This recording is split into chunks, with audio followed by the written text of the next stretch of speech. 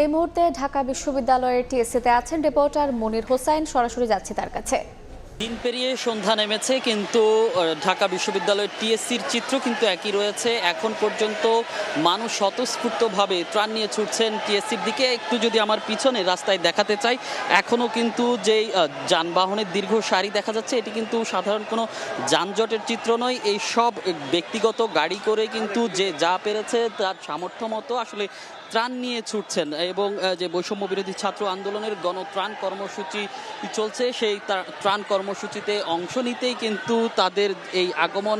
যেভাবে পারছে, কেউ ব্যক্তিগত গাড়ি করে, কেউ পিকআপ ভ্যানে করে, সিএনজি করে, রিক্সা ভ্যান করে, যে যা নিয়ে পারছেন আসলে ব্যক্তিগত উদ্যোগে যেমন ত্রাণ সামগ্রী নিয়ে আসছেন টিএসসিতে, সেই ক্ষেত্রে কেউ কেউ প্রাতিষ্ঠানিকভাবে এবং বিভিন্ন সংস্থাও কিন্তু এই বৈষম্য বিরোধী ছাত্র আন্দোলনের গণত্রাণ কর্মসূচিতে অংশ নিচ্ছে।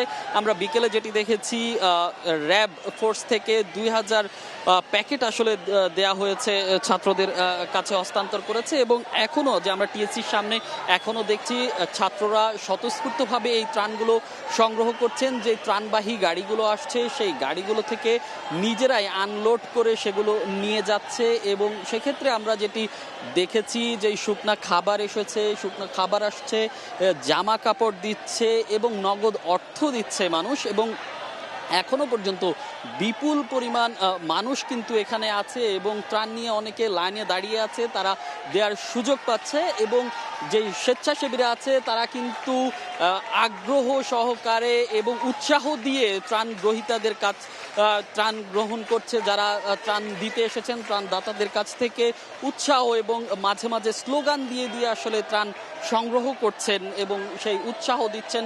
সাধারণ মানুষ যারা আসছেন তাদেরকে সেই উৎসাহ দিয়ে আসলে ত্রাণ সামগ্রী তারা সংগ্রহ করছেন। এবং যেই তাদের পরবর্তী ধাপ, সেই পরবর্তী ধাপগুলো তারা সম্পন্ন করছে। এবং তারা আমাদেরকে বিকেলেও যেটি জানিয়েছে, আজকে বিশেষ করে মেডিসিন আসছে, খাবার স্যালাইন আসছে এবং শিশু খাদ্যের কথা তারা আমাদেরকে বারবার বলেছে, যে কিছু সংখ্যক কম পরিমাণ আসলে শিশু খাদ্য আসছে। সেক্ষেত্রে আসলে তাদের শিশু খাদ্য পরিমাণে বাড়াতে এবং শিশু খাদ্যের প্রয়োজন বলে আসলে তারা জানিয়েছে। এবং যেই ত্রাণ কার্যক্রম সেটি আসলে তাদের চলমান রয়েছে এবং এই চলমান প্রক্রিয়া তারা চলবে। এবং সারা দেশ থেকে যে মানুষ এবং ঢাকা শহর থেকে যে মানুষগুলো আসছে তারা সেই ত্রাণ সংগ্রহ করছে। তো টিএসসি থেকে এই ছিল আমার কাছে এখনকার মতো সব শেষ।